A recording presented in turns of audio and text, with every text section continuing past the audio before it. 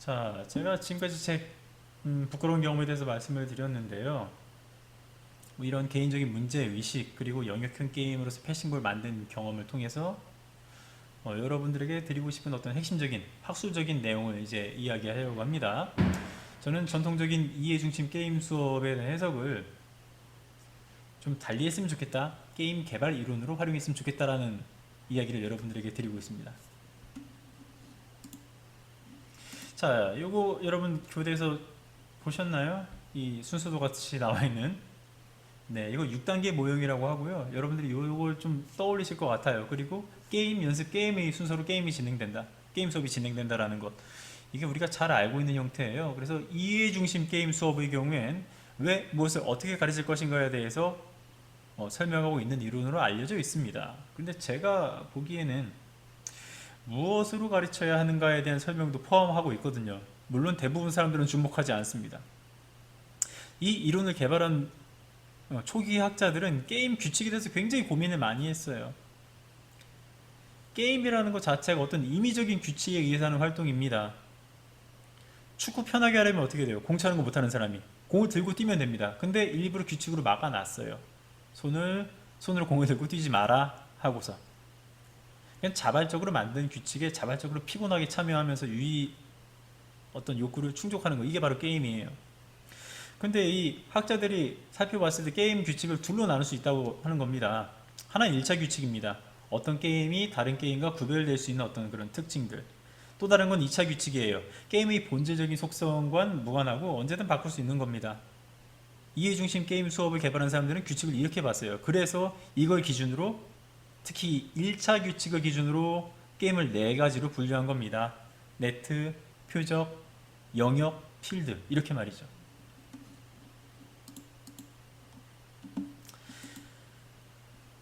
제가 조금 살펴봤더니요, 이해중심 게임 수업에 밑바탕에 깔려있는 생각들이 있더라고요.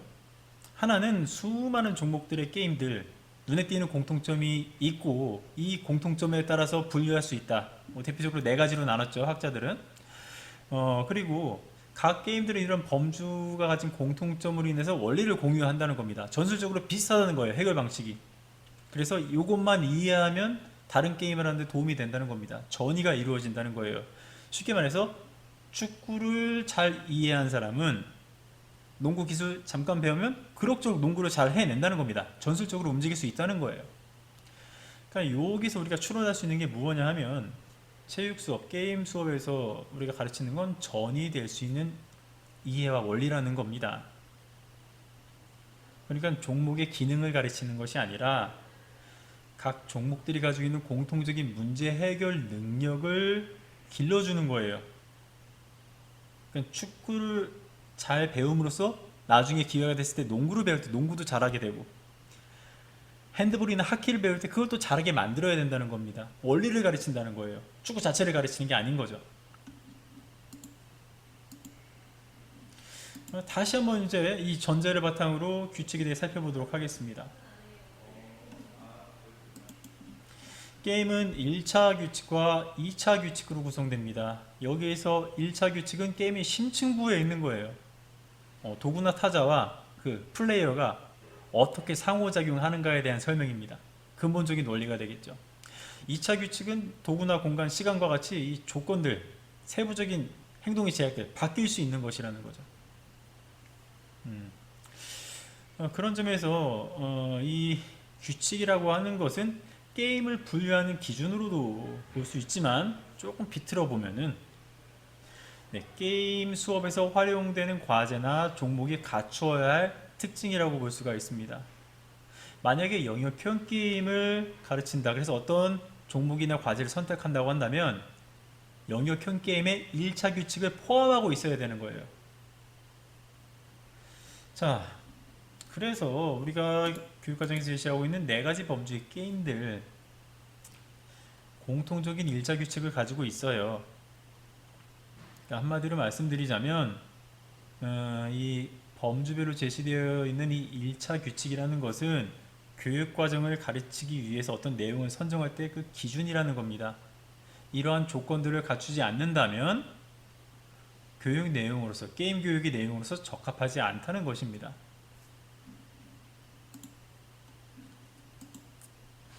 자, 그러면 우리가 한번 정리해 보겠습니다. 이해 중심 게임 수업에서 이야기하는 이해라는 개념, 이거 무엇을 이해하는 걸까요?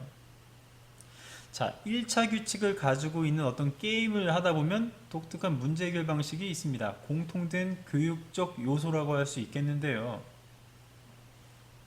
다시 말씀드리자면 이해를 한다는 건 각 범주에 속하는 내용들의 공통적인 문제 해결 전략을 의미합니다.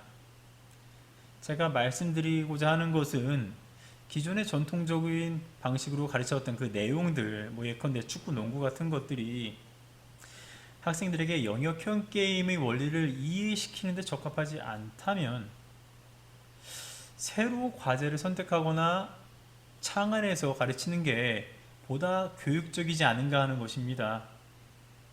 그러니까 성인들이 많이 한다고 해서 그걸 가르치는 것이 아니라 영역형 게임이라면 영역형 게임이 가지고 있는 1차 규칙 그리고 공통된 전술을 배울 수 있는 좀 더 쉬운 학생 수준에 맞는 점프볼을 칠 수 있는 정도의 높이, 이런 내용으로 개발해야 된다는 겁니다.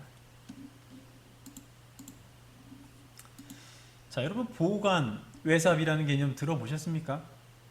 우리가 자료를 수집해서 이제 그래프로 나타냈을 때 그 데이터 안에서 추측하는 게 내삽, 보관이라고 합니다. 그리고 그 데이터 밖으로 예측하는 게 외삽이에요. 저는 이 이해 중심 게임 수업이란 여러분이 정말 고리타분하게 생각하는, 하지만 반의 반밖에도 잘 모르는 이 이론을 게임 개발 이론으로 외삽하자는 겁니다. 물론 이미 이해 중심 게임 수업 이론에 따르면 축구를 가르치기 위한 세부 과제를 만드는 원리로 많이 사용되고 있어요. 근데 이게 아니라 아예 종목 자체를 새롭게 개발하는 원리로 보자는 거죠. 초등학교에서 여러분들이 놀이체육 인기 많은 이유가 뭡니까? 학생들이 기존의 종목을 배우기 어려워하는 이런 이유도 있습니다. 종목을 새롭게 만들 때.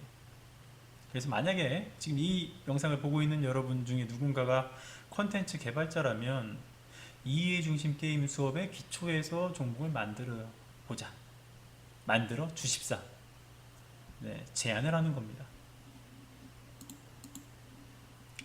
자, 여러분 그 시뮬라크르라는 개념 들어보셨습니까?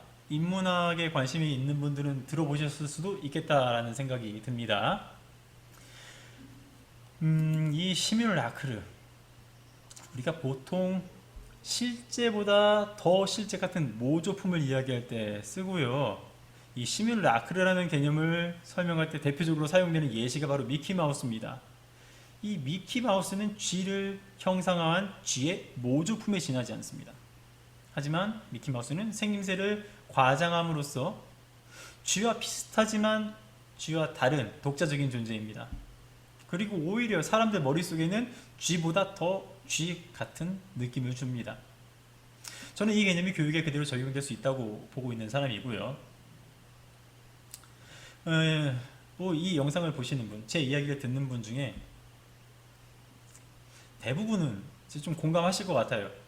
우리가 가르치려고 하는 게 특정 종목을 가르치려고 하는 게 아니라 유형화된 범주의 핵심적인 전략이나 이해 원리를 지도하는 것이다.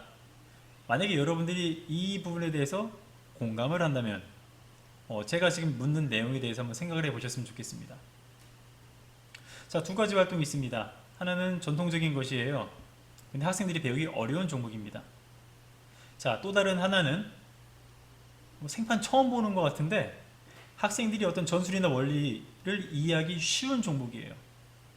자, 그럼 여러분이라면 어떤 종목 또는 어떤 재질을 선택하는 게 좀 더 교육적이라고 생각하십니까?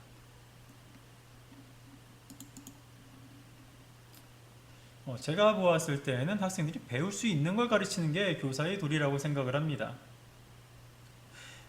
대부분의 교사들은 마찬가지로 생각할 것 같아요. 교육을 통해서 학생들이 실제 현상에서 정말 그 능력을 발휘할 수 있게끔, 잘 적응하게끔 자랐으면 좋겠다라는 기대를 갖고 있습니다.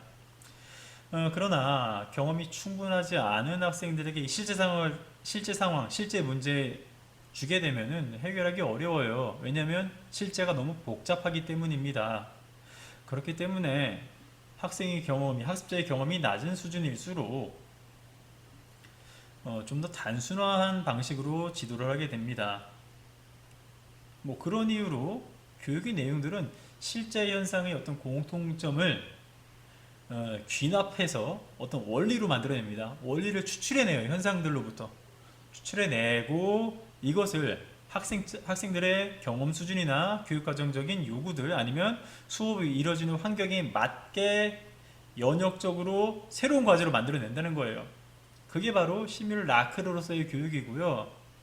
전통적인 종목 대신에 우리가 변형된 게임 또는 새로운 종목을 만들어야 하는 이유입니다. 자, 제가 지금 드린 말씀 모든 교육에 공통적으로 적용될 수 있습니다. 학생들이 놀이 중심의 체육 활동을 하게 하는 이런 상황에서도 사용되는 원리이고요.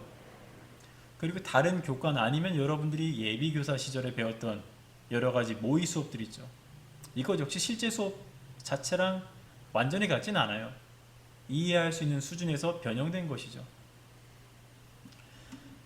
제가 이제 이렇게 지루한 이야기를 마치려고 하는데요. 굉장히 좀 초라한 경험입니다.